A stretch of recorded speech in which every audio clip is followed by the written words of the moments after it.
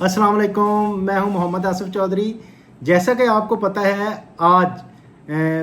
Federal budget आया है government of Pakistan का,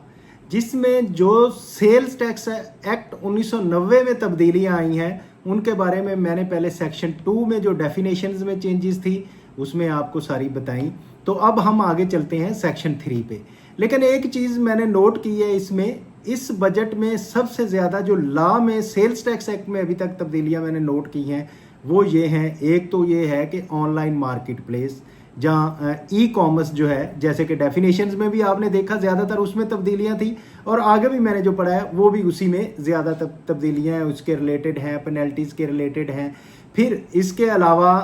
रजिस्ट्रेशन वालों के लिए बहुत सख्ती है। अब कोई राह नहीं छोड़ा कि जो टैक्स पेयर रजिस्टर्ड नहीं होगा उसके लिए बड़ी प्रॉब्लम होगी कि जो उसको बैंक में अकाउंट उसका बंद किया जा सकता है, जगह को सीज कर दिया जा सकता है, उसकी बहुत सारी चीज़ें हैं जो हम आगे आके पढ़ेंगे। तो क्या क्या तब्दीलियाँ हैं देखते हैं। अब अगर हम पहले तो बात है कि सेक्शन 3 में क्या तब्दीली है। इसकी क्लास 1 है। इन sub section 3 in clause A the word and concerning at the end of shall be omitted, and clause B of the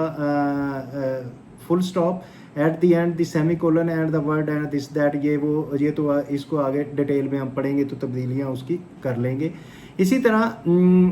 class C है, in case of supply of digitally ordered goods, वही online market place वाला है। Digitally ordered good by a online market place website and software application for within the Pakistan during the course of e-commerce, and liability to collect and pay a taxes shall be payment intermediately including the banking company, financial institution, license exchange company and payment gateway in case the payment is made digitally and the courier delivery the goods where those supplies of cash on delivery basis at the rate provided in the 11th schedule में इसकी जो rate provide किया गया है। तो online place जो है उसमें किस तरह से ई कॉमर्स पे टैक्सेशन लग रहा है ये इसमें बताया गया है। अगर हम सब क्लास 2 की बात करें, in subsection 7 proviso shall be omitted, तो सब सेक्शन 7 की प्रोवाइजो ओमिट हो गई है। After subsection 7 the amended above following a new subsection 7A shall be inserted, namely क्या है जी 7A, notwithstanding anything contained in this act the tax collected by the payment immediately to the and the courier is respect of the supplies related to digitally ordered goods from within the Pakistan in course of e-commerce shall be deemed as final discharge of tax liability under this act. Online marketplace, vendor at online marketplace, website, software, application making those supplies to the extent those supply and no input adjustment shall be allowed in respect of these supplies के उनको final supply उनकी समझा जाएगा market place पे, online market place पे। Like ये कि retailer जैसे कर रहा है तो इनको इसका इनपुट भी अलाउ नहीं किया जाएगा। In subsection 9A for the existing proviso the following shall be substituted, namely provided that the sales to the extent of filing within the ambit of subsection 7A shall be excluded from chargeability under the this subsection। आगे है जी 3 के है जी, इन section 8B in subsection 4 after the full stop at the end of the following shall be added, namely क्या नई चीज़ 8B में add हो गई है। in order to limit input tax allowance, के इनपुट टैक्स अलाउंस की जो हम लिमिट देते हैं इन बोर्ड में also the data based automated risk management system to defer a certain input tax on the fix higher and lower limit of the input tax adjustment. तो input tax adjustment की जो defer करेगा online risk management system जो होगा वो अगर उसको defer करेगा तो उसको इंक्रीज और डिक्रीज किया जा सकता है। Provided that the registered person में contest the action taken under subsection by the filing application of the document within the commissioner concerned, who shall decide the case and within 30 days of the such application के उसका commissioner को apply करेगा कि ये मेरा जी इस तरह input नहीं मिल रहा, तो कमिश्नर उसको डिसाइड कर देगा। अब आ गया है section 11D,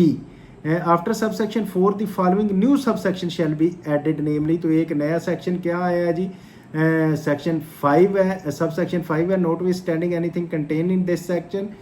in case of the person who is liable to be registered under clause 25 of the section 2, यानी कि सब सेक्शन 2 की क्लास 5 के तहत जिसको रजिस्टर्ड होना था वो रजिस्टर्ड नहीं होता। किस बेस पे होना था कि वो विद होल्डिंग एजेंट है, section under section 236G of the income tax ordinance 2001 and does not furnish a return upon notice, an officer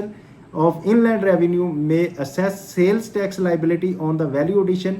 on the any reasonable basis, including information obtained from the purchase data under section 236G of the income tax ordinance. तो अब जिसको 236G के तहत जिसका tax cut रहा है, जो कंपनियां उनको सप्लाईज दे रही हैं और वो रिटेलर रजिस्टर्ड नहीं है, तो उसका उस बेस पे रिटर्न का डाटा बनाया जाएगा और उनको भी रजिस्टर्ड होना पड़ेगा। इसी तरह in section 11E for the subsection 1 the following shall be substituted, namely क्या है, where due to any reason any tax or charge has been levied, short levied, or where officer of inland revenue not below the rank of assistant commissioner suspect on the basis of the audit or otherwise that due to any reason of the person has not paid or short paid the sale tax, claimed input tax credit or refund which is not admissible, यानी कि या तो वो sale tax पे नहीं कर रहा या शॉर्ट पे कर रहा है या इनपुट टैक्स रिफंड क्लेम कर रहा है, या फिर क्या है, has obtain any amount refund not due, या उसने कोई अमाउंट ले ली रिफंड की जो ड्यू नहीं थी। The officer of inland revenue after issuing a show cause notice to the person shall pass an order determine and recover the amount of tax unpaid, short paid, inadmissible input tax or refund, unlawful refund obtain and shall also impose a penalty and default surcharge in accordance with section 33 and 34। ये नई class एक add हुई है। इसका proviso है, proviso that section shall not be applicable to the extent of proceeding initiated under section 37A of the act, कि अगर 37A के तहत किया है तो उस पर ये लागू नहीं होगा। In section 11G in subsection 2 the word 20 days the word 80 days shell be substituted. तो 11G में जो है 20 डेज की बजाय 80 डेज आ गया है। ये आ गया इन सेक्शन 14। जो मैं कह रहा था कि रजिस्ट्रेशन में अब किसी के चांस नहीं है कि वो बचेगा, तो वो क्या है जी, देखें, after subsection 1 the following new subsection 1A and 1B shall be added, namely क्या है जी, नया सेक्शन 1A है, उसमें क्या कहा गया है जी, every person including a non-resident person selling digitally ordered goods from within Pakistan through online marketplace के ई कॉमर्स और ऑनलाइन मार्केट प्लेस जो है, इसको वेबसाइट और software application as the case में भी shall apply in the prescribed form and in the prescribed manner for registration. तो ऐसा बंदा चाहे वो नॉन रेजिडेंट पर्सन है लेकिन वो डिजिटली सेल कर रहा है और वो उसकी ऑनलाइन मार्केट प्लेस से किसी वेबसाइट से बेच रहा है, तो उसको सेल टैक्स में रजिस्टर्ड होना पड़ेगा। 1B है, every online marketplace or a courier involved in e-commerce by supplying a digitally ordered goods for within the Pakistan shall not allow any person under their services to carry out a e-commerce transaction unless it is registered under the sale tax act and the income tax act। तो कोई भी बंदा जो e commerce कर रहा था, market place provide कर रहा था, वो उस वक्त तक नहीं हो सकता जब तक वो सेल टैक्स में और इनकम टैक्स में रजिस्टर्ड ना हो। इसी तरह after subsection 2 the following new sub section shall be inserted, namely if a person who is required to be registered under the act does not apply for the registration and the commissioner inland revenue or any of the officer may authorize the board after such inquiry deems appropriate having a reason to believe that the person is liable to be registered, he shall compulsory register such person। तो board या commissioner feel करता है कि इस बंदे को registered होना चाहिए लेकिन वो रजिस्टर्ड नहीं हो रहा, तो उसको कंपलसरी रजिस्टर्ड कर दिया जाएगा। इसी तरह आफ्टर 14AB जिसके जरिए AB सेक्शन था कि वो नया इंसर्ट हुआ था कि अगर कोई रजिस्टर नहीं होता तो उसका बिजली का कनेक्शन काट दिया जाएगा, सुई गैस का कनेक्शन काट दिया जाएगा, या वो इंटीग्रेट नहीं होता, तो वो जो सेक्शन था उसके बाद एक नया सेक्शन आया 14AC bar on operation of the bank account, के बैंक अकाउंट जो है वो खोलने पे उसको बार लगा दी जाएगी कि वो खोल नहीं सकेगा bank account. Notwithstanding anything contained in this act, any other law for the time being enforced, the commissioner shall have a power to direct banking company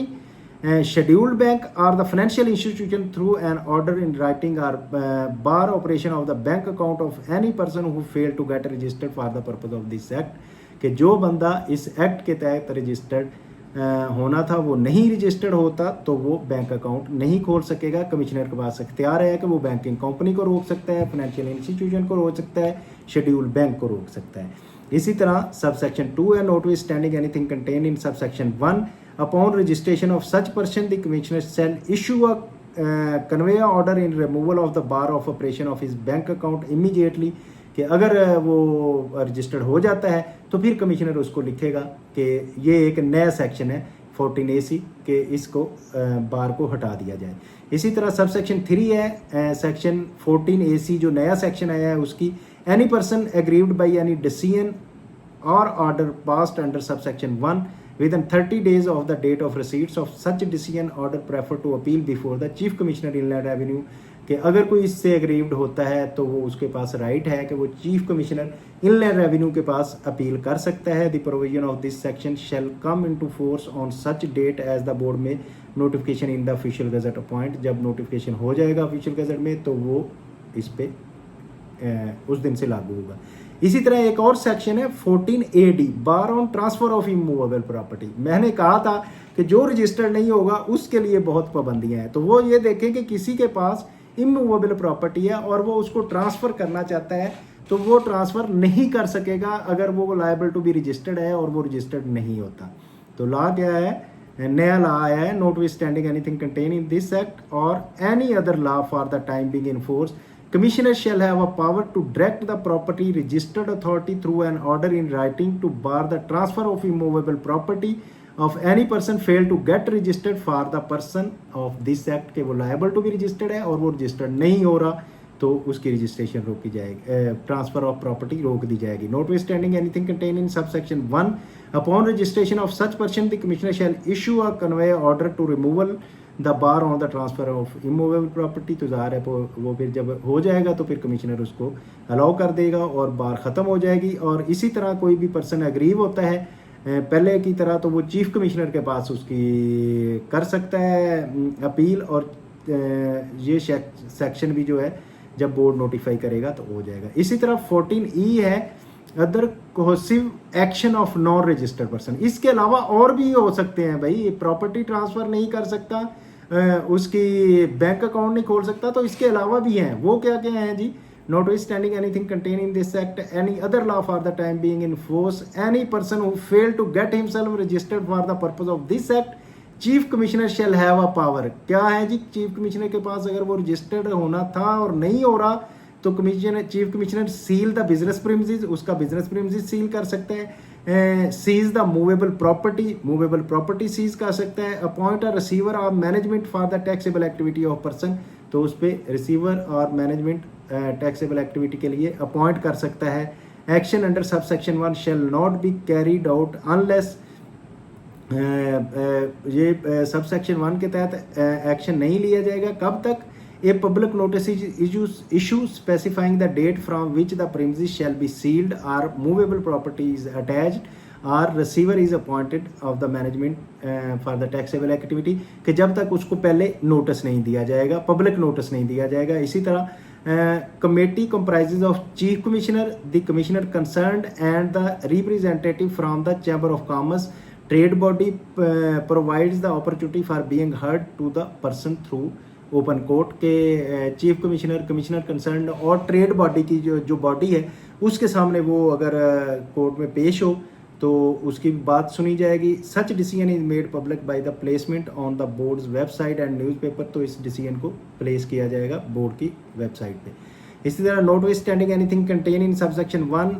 upon registration of such person chief commissioner shall issue a convey order removal of the receiver appoint and subsection 1 later on 2 working days. तो जब अगर वो registered हो जाता है तो ज़ाहिर है वो बार ख़त्म हो जाएगी और उसको अलाउ कर दिया जाएगा। इसी तरह any person aggrieve by any decision और ऑर्डर पास बाई, तो वो बोर्ड को कर सकता है क्योंकि चीफ कमिश्नर इसमें खुद शामिल है। तो इसी तरह ये जो है जब बोर्ड चाहेगा ऑफिशियल गजट में तो इसको अलाउ कर देगा। सेक्शन 21 है, after subsection 2 the following new subsection add हुआ है, section 2A the commissioner shall within 15 days of the issuance of order of suspension. पहले 7 डेज के होता था कि ऑर्डर सस्पेंशन का हुआ तो 7 डेज के बाद नोटिस इशू करता था। अब issuance of 15 days issue a show cause notice to the registered person upon receipts of the reply of the notice and after giving an opportunity of being heard registered person. If the commissioner is satisfied, he may order to revoke suspension or registered person issue a appealable speaking order blacklisting of the registered person within the 30 days of receipt of reply notice। तो 15 दिन के अंदर notice issue करेगा। अगर वो notice का reply देता है तो या तो उसको रिवोक कर देगा, उसकी सस्पेंशन ख़त्म हो जाएगी, या फिर उसको ब्लैक लिस्टिंग का ऑर्डर कर देगा और वो ऑर्डर उसके ब्लैक लिस्ट हो जाएगा। तो इसी तरह जो सब सेक्शन 5 है वो ओमिट हो गया है। आगे हम सेक्शन 23 में चलेंगे तो इसमें भी जो है ज़्यादा मार्केट ऑनलाइन मार्केट प्लेस और ई इनवाइसिंग और ई बिल्टी का जिक्र है, लेकिन ये लंबी हो जाएगी वीडियो, इसलिए हम अब यहाँ तक ही क्लोज़ करते हैं। तो उम्मीद है कि आप इसको समझ रहे होंगे कि क्या क्या बजट में तब्दीलियाँ आई हैं। रजिस्टर्ड पर्सन के लिए ज़रा मुश्किल आ रही है और ऑनलाइन मार्केट प्लेस जो है उनको रजिस्टर्ड होना पड़ना है। तो ये आप चाहते हैं कि इसको सुनते रहें, सीखते रहें, तो आप इसको लाइक करें, शेयर करें, सब्सक्राइब करें और हमारे साथ जुड़े रहें। Thank you very much, have a nice day.